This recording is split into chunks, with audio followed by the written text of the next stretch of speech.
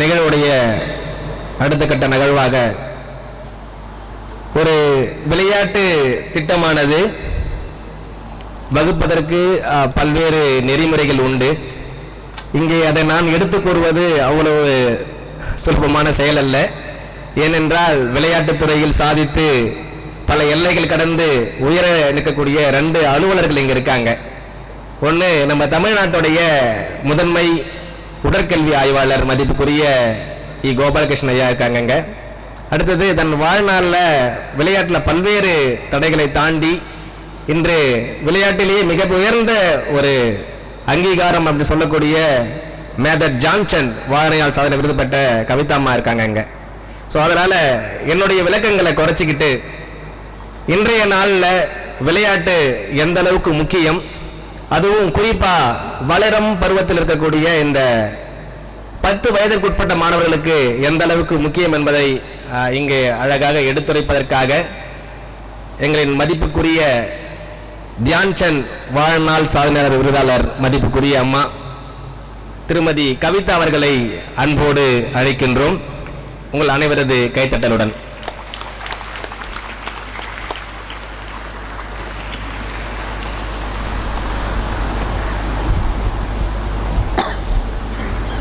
எல்லாருக்கும் வணக்கம். வணக்கம். எப்படி இருக்கீங்க எல்லாரும்? என்னை பற்றி தெரியாதுல்ல உங்களுக்கு, நான் சொல்லட்டுமா? நான் ஃபஸ்ட்டு இங்கே வந்து நின்று பேசுகிற யாருன்னு நீங்கள் தெரிஞ்சுக்கணும் இல்லையா? நான் ஒரு கபடி பிளேயர், சரியா? இந்தியாவுக்காக விளையாடி இருக்கேன். 1 முறை இல்லை, 2 முறை இல்லை, 4 முறை விளையாடி இருக்கேன் இந்தியன் டீமுக்காக.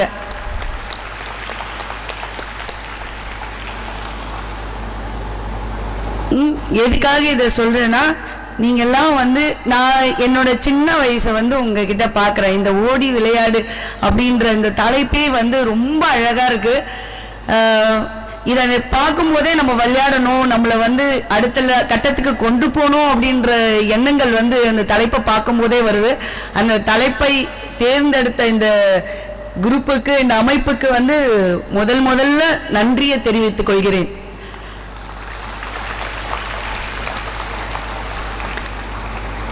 இன்னைக்கு உங்க எல்லாரையும் இந்த நாள்ல பார்க்கணும்னு கடவுள் அமைத்து கொடுத்திருக்காங்க. அதனால என்னோட கடவுளுக்கு நன்றியை தெரிவித்துக் கொள்கிறேன்.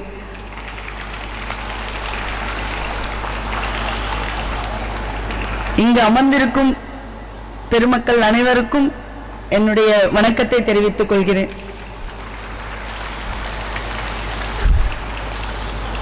நான் என்னோட ஸ்போர்ட்ஸ் கெரியர் இப்போ உங்க எல்லாரும் நீங்க நினைப்பீங்க நாங்கெல்லாம் குட்டி குட்டி பசங்க என்ன அச்சீவ்மெண்ட் பண்ணுவோம் அப்படின்னு நீங்க நினைப்பீங்க. அப்படி கிடையாது. உங்களை மாதிரி சின்ன வயசுல இருந்து அந்த ஆர்வமும் அந்த சுட்டித்தனமும் தான் என்னை இந்த லெவலுக்கு கொண்டு வந்திருக்கு. நான் 2007 பார்த்துட்டீங்கன்னா ஏசியன் சாம்பியன்ஷிப்ல இந்தியன் டீம் வைஸ் கேப்டனா இருந்து கோல்டு மெடல் எடுத்து கொடுத்துருக்கேன். 2008 இந்தியன் டீம் கேப்டனா இருந்து கோல்டு மெடல் எடுத்து கொடுத்திருக்கேன்.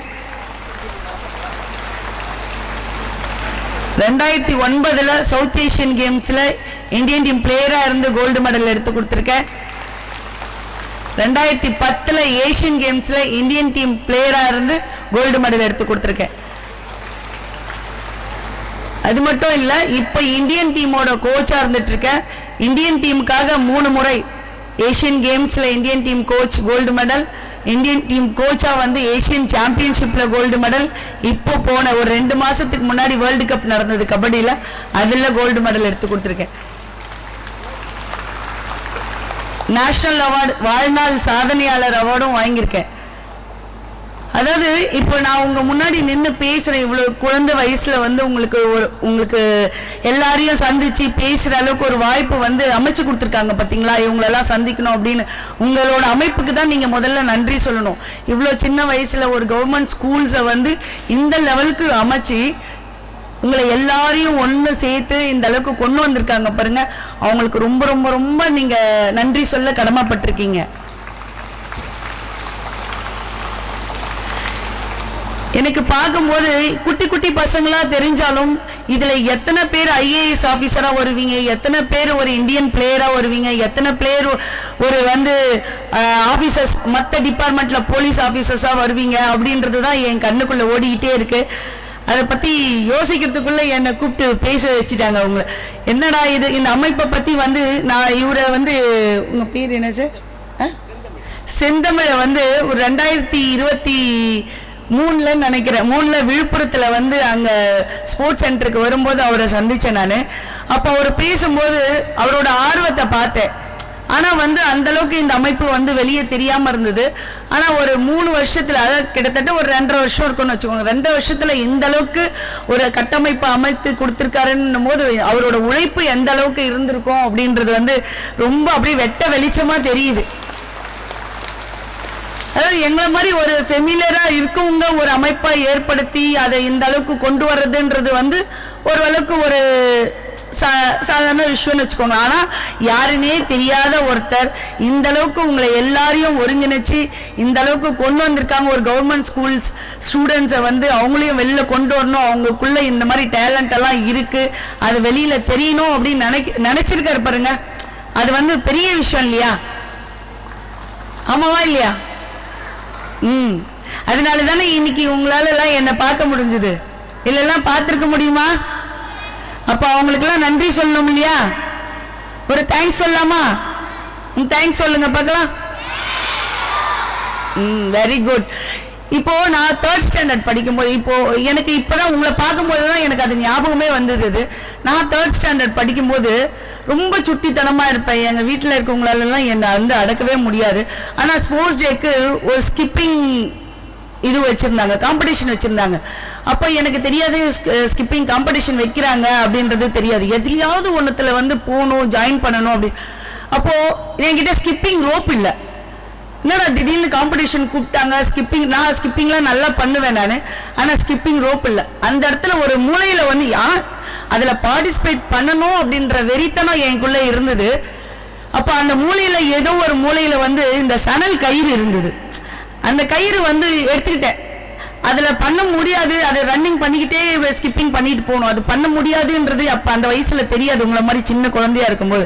ஆனா பண்ணணும் அப்படின்ற வெறித்தனம், என்னால பார்ட்டிசிபேட் பண்ணணும் அப்படின்ற வெறித்தனம் மட்டும் என்கிட்ட இருந்தது.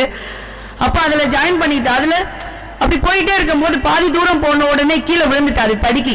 ஏன்னா அது வெயிட் இருந்தா தானே நம்மளுக்கு ஸ்கிப்பிங் அடுத்தடுத்து போடுறதுக்கு வரும். சணல் கயிறு அப்படின்னும் போது அது வெயிட் இல்லை, அது ரொம்ப நார் மாதிரி இருந்தது. அது தடுக்கி கீழே விழுந்துட்டா. அது வந்து ரொம்ப ஃபீலிங்கா இருந்தது எனக்கு. அப்போ அதுக்கு பிரைஸ் கொடுக்கும்போது, அப்போ அதுல பிரைஸ் வாங்கல நான் 3rd ஸ்டாண்டர்ட் படிக்கும்போது. அப்போ ஸ்டேஜில் கூப்பிட்டு வந்து பிரைஸ் கொடுக்குறாங்க. பிரைஸ் கொடுக்கும்போது எனக்கு வந்து மிஸ் ஆயிடுச்சுன்ற கவலை வந்து, சரி நான் வாங்கியிருக்கணுமே, அந்த இடத்துல எனக்கு ஸ்கிப்பிங் ரோப் இருந்திருந்தா நான் வாங்கியிருக்கலாமே அப்படின்னு சொல்லிட்டு ரொம்ப இதுவா இருந்தது. சரி அது இது பண்ணிடுறோம், அதை வாங்கியிருக்கலாமே அப்படின்ற உணர்வு அப்பயே வந்து மிஸ் பண்ணிட்டோமே. நான் அந்த 3rd ஸ்டாண்டர்ட்லயே அந்த வெறித்தனம் இருந்திருக்கு பாருங்க எனக்கு.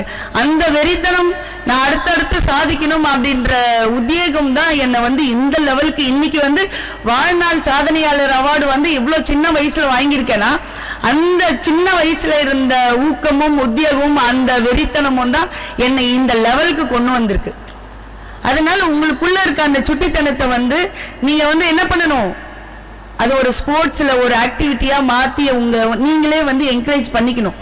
அதை வந்து பேரண்ட்ஸ் தான் வந்து அதை ஊக்குவிக்கணும். நம்ம பிள்ளைங்களுக்குள்ள என்ன டேலண்ட் இருக்கு, என்ன இப்படி சுட்டித்தனமா இருக்கு, அடங்கிலாம் சொல்லக்கூடாது. அவங்களுக்கு ஓகே இவங்க வந்து நல்லா சுறுசுறுப்பா இருக்காங்க, அவங்கள ஏதாவது ஒரு கேம்ல சேர்த்து விட்டு அவங்கள என்கரேஜ் பண்ணணும் அப்படின்னு. அன்னைக்கு எனக்கு ஒரு எக்யூப்மெண்ட்ஸ் கூட இல்லைன்னு நான் வருத்தப்பட்டேன். இன்னைக்கு கவர்மெண்ட் வந்து பார்த்துட்டீங்கன்னா நிறைய வந்து ஃபெசிலிட்டிஸ் பண்ணி தராங்க, ஹாஸ்டல்ஸ் இருக்கு, ஃபெசிலிட்டிஸ் பண்ணி தராங்க. உங்களுக்கு கூட பார்த்துட்டீங்கன்னா இவர் போய் கேட்ட உடனே கவர்மெண்ட்ல என்ன பண்ணியிருக்காங்க, அவங்களுக்கு ஹெல்ப் பண்ணியிருக்காங்க. இன்னைக்கு இந்த ஸ்டேடியம் வந்து உங்களுக்காக கொடுத்துருக்காங்க. எதுக்காக? ஸ்போர்ட்ஸ்க்கு என்கரேஜ் பண்ணணும் அப்படின்ற எண்ணத்துல தான். எங்களுக்கெல்லாம் நிறைய விஷயங்கள் வந்து நாங்கள் அச்சீவ் பண்ண, இந்தியன் டீம்ல செலக்ட் ஆன பிறகு கூட எங்களுக்கு வந்து அப்போ அந்த காலத்துல வந்து ஒன்றுமே கிடைக்கல ஃபெசிலிட்டிஸ். ஆனால் உங்களுக்கெல்லாம் வந்து சின்ன சின்ன வயசுலயே நிறைய விஷயங்கள்லாம் கிடைக்குது. நிறைய கவர்மெண்ட்லாம் ஹெல்ப் பண்ணுறாங்க. உங்களை சுற்றி இருக்க ஸ்கூலோட அமைப்புகள் எல்லாருமே வந்து நல்லா உங்களுக்கு ஹெல்ப் பண்ணுறாங்க. அதனால நீங்கள் எல்லாருமே வந்து நிறைய அச்சீவ்மெண்ட் பண்ணணும். உங்களுக்குள்ளே இருக்க திறமைகளை வந்து வெளியே கொண்டு வாங்க. எல்லா குழந்தைகளுமே வந்து திறமைசாலிகள் தான். யாருமே இந்த கடவுள் படைக்கும் போது இந்த குழந்தை வந்து திறமை இல்லாதவங்க, இந்த குழந்தை வந்து திறமையா இருக்கணும், இந்த குழந்தை அச்சீவ்மெண்ட் பண்ணணும், இந்த குழந்தை ஒண்ணுமே இல்லாத ஆகணும் அப்படின்னு நினைச்சு கடவுள் யாரையுமே படைக்கிறதே கிடையாது. எல்லாருக்குள்ளேயும் வந்து ஒவ்வொரு டேலண்ட்டை வந்து வச்சிருக்காங்க. அதை நம்ம தான் கொண்டு வரணும், வெளியே கொண்டு வரணும். நீங்க எல்லாரும் கொண்டு வருவீங்களா? நாளைக்கு எல்லாரும் ஒரு காலத்துல வந்து நீங்களும் என்ன பண்ணணும், அச்சுவரா வருவீங்களா? ஸ்போர்ட்ஸ்லயோ வேற ஏதாவது ஒரு துறையிலையோ கண்டிப்பா நீங்க என்ன பண்ணணும், அச்சீவ்மெண்ட் பண்ணணும் அப்படின்றத வந்து இந்த நாள்ல உங்களுக்கு தெரிவிச்சு என்னோட கடவுளை வேண்டிக்கிறேன். நன்றி, தேங்க்யூ.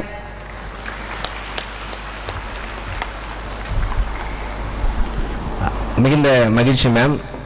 எங்கள் குழந்தைங்களுக்கு உங்கள் குழந்தை பருவத்துக்கு போயிட்டு நீங்கள் உங்களுடைய 3ஆம் வகுப்பு பருவத்திலிருந்து எப்படிப்பட்ட ஒரு சூழலை கடந்து இன்னைக்கு எவ்வளோ உயரத்தில் நிற்கிறீங்கன்னு சொல்லும்போது எங்கள் பிள்ளைங்களை இந்த பாகுபலி படத்துலலாம் காமிப்பாங்க இல்லையா, அப்படியே ஒரு பெரிய பேக்ரவுண்டில் எங்கள் பசங்களாம் வளர்ந்து நிற்கிறது எங்கள் கண்ணுக்கு முன்னாடி தெரியுது. நிச்சயமாக மேம் சொன்ன போல் நம்ம குழந்தைகள் அனைவரும் அடுத்த ஒரு 7 ஆண்டுகளுக்குள்ள இந்தியாவுக்கே பெருமை சேர்க்கிற அளவுக்கு உயர நிற்பாங்கன்றதை நாங்கள் முழுமையாக நம்புகிறோம். அதை நாங்கள் உறுதியாகவும் எடுத்துக்கிறோம் இந்த இடத்துல.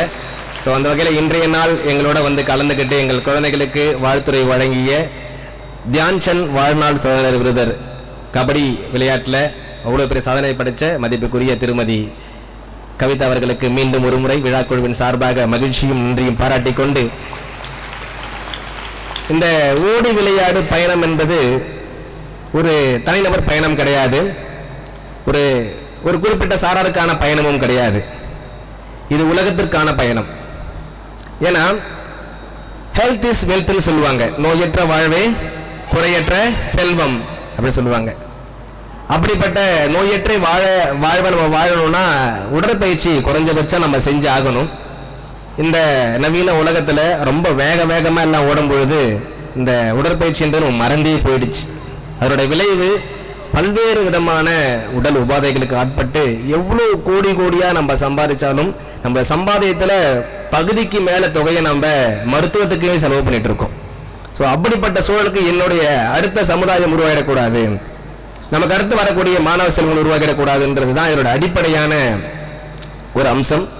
அது மட்டும் இல்லாமல் தனியார் பள்ளிகளில் நம்ம கவனிக்கும் பொழுது எல்கேஜி ப்ரீகேஜி படிக்கக்கூடிய மாணவர்களுக்கு கூட ஸ்போர்ட்ஸ் மீட் வைப்பாங்க. அந்த பள்ளிகள் நடக்க தான் பழகிருப்பாங்க, ஆனாலும் அவங்கள ஆயத்தப்படுத்துகிறாங்க, ஒரு விஷயத்துக்கு தயார்படுத்துகிறாங்க. ஆனால் இந்தியா முழுக்க நம்ம பார்க்கும் பொழுது பள்ளி கல்வித்துறையில் 11 வயதிற்கு மேலே தான் வந்து மாணவர்கள் போட்டி விளையாட்டுகளில் கலந்தக்கூடிய சூழல் இருக்குது. சமீபத்தில் 11 வயதுக்கு உட்பட்டங்களுக்கு செஸ் மட்டும் இருக்குன்னு நினைக்கிறேன். செஸ் மட்டும் தான் இருக்குங்க, செஸ் மட்டும் இருக்குது. ஆமாம்.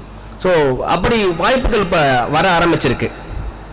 ஸோ அந்த வாய்ப்புகளை நம்ம வந்து அடையணும், அதன் மூலிமா வாழ்க்கையில் முன்னேறணும் அப்படின்னா அதை பற்றின ஒரு ஆரம்ப புரிதல் நமக்குள்ள வேணும், அதற்கான ஆயுத்தம் நமக்குள்ள வேண்டும். அப்படின்னும் பொழுது தான் இந்த 3 வகுப்பு படிக்கக்கூடிய மாணவர்களிருந்து ஆரம்பிக்கும் பொழுது நல்ல மாற்றத்தை காண முடியுது. இந்த ஓடி விளையாடு அப்படின்ற ஒரு திட்டமானது 2016 உருவாக்கப்பட்ட ஒரு விஷயம். பானாம்பட்டு அரசு ஆதி திராவிட தொடக்கப்பள்ளியில தான் ஆரம்பிச்சது. இன்னைக்கு படிப்படியாக ஒவ்வொரு ஸ்டெப்பாக வளர்ந்து 2023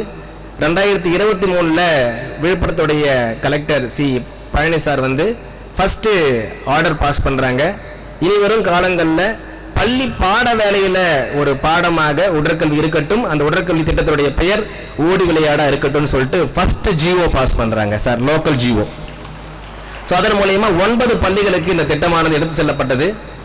அந்த திட்டத்தினுடைய செயல்பாடுகள் அப்போ தான் நாங்கள் ஒன்றா டெவலப் பண்ணி கொண்டு வரோம். இதை ஃபேஸ்புக்கில், யூடியூப், ஏன்னா செயல்களில் தான் நாங்கள் அதிகமாக கவனம் செலுத்துவோம். எப்பயுமே திட்டமிடல், செயல், அதனுடைய விளைவுகள், இதுதான் முக்கிய குறிக்கோளை தவிர அதை பிரபலப்படுத்துறதுக்கோ மற்றதுக்கோ நாங்கள் அதிக முனைப்பு காட்டலை. ஸோ ஆனால் அந்த நேரத்தில் நிறைய பேருடைய வழிகாட்டல், இது அடுத்தது நம்ம கொண்டு போகணும்னா நிறைய பேர் தெரியப்படுத்தணும் சொல்லும் பொழுது நாங்கள் ஃபேஸ்புக், யூடியூப் எல்லா இடத்துலையும் போட ஆரம்பித்தோம். அது இந்த இடத்துடைய மதிப்புக்குரிய ஐயா மேக்நாத் ஐஏஎஸ் அவர்களுக்கு தெரிய வந்து ஒரு நாள் அலுவலகத்தை வந்து அழைப்பு விடுக்கிறாங்க. அழைப்பு எடுத்து இது மாதிரி இந்த திட்டம் யார் பண்ணுறா, இந்த திட்டத்தோட நோக்கம் என்ன, எனக்கு ப்ராஜெக்ட் அஜெண்டா அண்ட் ஷெட்யூல் அனுப்பு, ஈவெண்ட் ஷெட்யூல் அனுப்புங்கன்னு சொல்லியிருந்தாங்க. அனுப்பிச்சு வித்தின் 1 மாதத்துக்குள்ள ஒரு பெரிய சர்ப்ரைஸ். உடனடியாக எங்களுக்கு வந்து இந்த திட்டத்தை தமிழகம் முழுக்க கொண்டு போகிறதுக்கு 8 லட்சம் ரூபாய் காசோலை கொடுத்தாங்க. யோசிச்சே பார்க்க முடியல. இது ஒரு கிராமத்தில் ஒரு சின்ன குழு. இந்த குழு இப்போ கூட எங்கள் குழு நபர்கள் நாங்கள் மேடைக்கு ஏற்றணும்னா என்ன சொல்லுவாங்கன்னா, இந்த மேடையோட உயரம் குறைவாக தான் இருப்பாங்க. அவ்வளோ சின்ன சின்ன பசங்க. 2014 ட்ராவல் ஆகி இன்னைக்கு காலேஜில் 2 பேர் படிக்கிறாங்க. எங்கள் அருள் பாண்டி ஷாம், அவங்க தான் எங்களோட முதல் செட்டு. ஒருத்தர் வந்து சத்யபாமாவில் ஸ்போர்ட்ஸ் மூலியமா ஃபுல் அண்ட் ஃபுல் ஃப்ரீ கோட்டாவில் BSc computer science with AI படிக்கிறாரு. இன்னொருத்தர் ஹரிஹரன் ஆர்ட்ஸ் காலேஜில் பாட்னி டிபார்ட்மெண்ட்டில் படிச்சுட்டு இருக்காரு. இது ஏன் இங்கே நம்ம பதிவு செய்கிறோம்னா, நம்ம செய்யக்கூடிய செயல் அதனுடைய விளைவு பொதுப்படையாக இருக்கும் பொழுது, தன்னலம் மற்றும் இருக்கும் பொழுது அது யாரு வேணா எடுத்துக்கிறதுக்கு தயாரா இருக்காங்க. இந்த 63 பள்ளிகளும் அப்படிதான் உருவாச்சு. அதுக்கப்புறம் ஃபோக்கஸ் பிளாக் டெவலப்மெண்ட் ப்ரோக்ராம்னு ஒரு திட்டம் இருக்கு. தமிழகத்தில் 50 வட்டார வளமிகு திட்டங்களை உருவாக்கி அதுக்கு வளர்ச்சியை கொண்டு போனாங்க. அதில் இதை ஆட் பண்ணுறாங்க. எடுத்து போயிட்டு இது நல்லா இருக்குது இந்த திட்டம், இதன் மூலியம் மாணவர்கள் பலனடைவாங்க சொல்லிட்டு ஆட் பண்ணுறாங்க. அப்படியே ஸ்லோவாக வளர்ந்து இன்னைக்கு தமிழகத்தில் 6 மாவட்டங்களில் 307 பள்ளிகளில் ஓடி விளையாடு உடற்கல்வி திட்டம் பள்ளி பாட வேலையில் ஒன்றாக